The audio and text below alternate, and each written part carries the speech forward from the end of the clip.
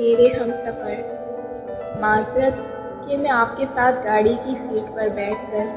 Music enjoy نہیں کر سکتی، ہاں مگر ساتھ بیٹھ کر دیر تک باتیں سننا چاہوں گی تاکہ ہمارا سفر ایک حسین یادگار بنے جس سے رب بھی راضی ہو اور دل بھی راضی رہے۔ میرے ہم سفر، معذرت کہ میں آپ کے ساتھ چلتے ہوئے لوگوں کو یہ باور نہیں کرا سکتی کہ اللہ پاک نے آپ کو کتنی حسین شریک حیات سے نوازا ہے، ہاں مگر تنہائی کے لمحات میں آپ کو کبھی مایوس نہیں ہونے دوں گی۔ نبی پاک صلی اللہ علیہ وآلہ وسلم کی حدیث مبارکہ کا مفہوم ہے،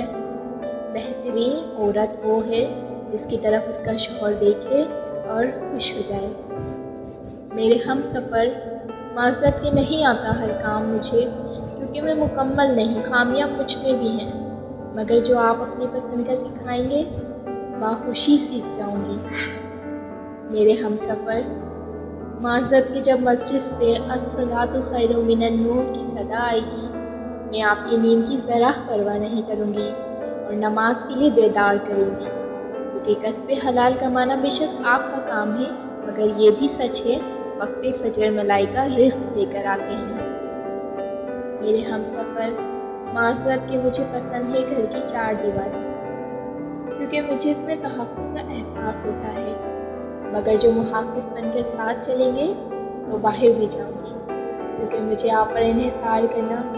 اچھا لگے گا۔ میرے ہم سفر، معذرت کہ شاید سکھا نہ پاؤں آپ کی نسل کو انگریزی زبان،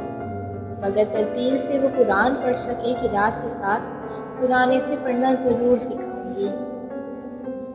میرے ہم سفر، معذرت کہ میں غصے میں کبھی کبھی تلخ ہو جاتی ہوں، کیونکہ میں انسان ہوں، انسان میں خامیاں بھی ہوتی ہیں، لیکن کبھی جو خلوص اور محبت سے کچھ سمجھائیں گے نا تو فوراً سمجھ بھی جاؤں گی۔ معذرت کہ میں جھوٹ سننے کی نہیں آتی، سچائی میرے ضمیر کی غذا ہے، سچ جتنا بھی کڑوا بولیں گے نا سہ جاؤں گی کیونکہ میں درگزر کرنا جانتی ہوں۔ میرے ہم سفر، معذرت رات کو عشاء پڑھوا کر سلاؤں گی، میں آپ کے بستر کے نیچے جلتی جہنم کی آگ نہیں دیکھ پاؤں گی۔